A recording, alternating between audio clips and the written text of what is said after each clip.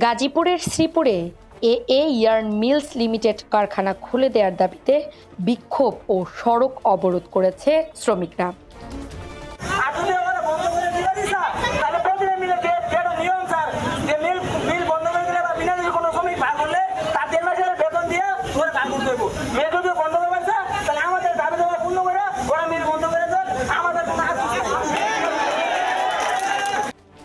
মঙ্গলবার জৈনাবাজার এলাকায় ঢাকা ময়মনসিংহ মহাসড়কের উভয় লেনে অবস্থান নিয়ে বিক্ষোভ করেন তারা।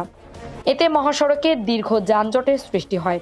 পরে শিল্প পুলিশ পরিস্থিতি নিয়ন্ত্রণে আনতে টিয়ার শেল নিক্ষেপ করে শ্রমিকদের ছত্রভঙ্গের চেষ্টা চালায়।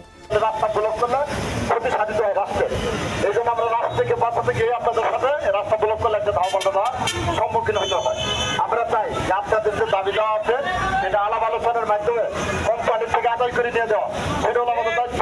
আমার কথা একটাই, সেটা হলো এমন কাজ করা যাবে না আমরা ওই যে একখানে রাস্তা বন্ধ করবেন, হাঁটে যান, টায়ার্ড হয়ে যাবো, আপনি দৌড়াবেন, মাঝখানে কি হবে রাস্তার মধ্যে আপনার সাথে আমার ধাক্কা ধাক্কি দেওয়া পাল্টা দেওয়া, ইট পাটকেল নিক্ষেপ করবেন, আমি রাস্তা থেকে আপনাকে তাড়িয়ে দেবো। এই যে এই খেলা খেলতে থাকতে হবে।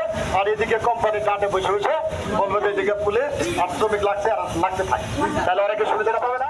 এর আগে সোমবার বকেয়া বেতন পরিশোধের দাবিতে শ্রমিক আন্দোলনের জেরে কারখানাটি অনির্দিষ্টকালের জন্য বন্ধ ঘোষণা করে কর্তৃপক্ষ।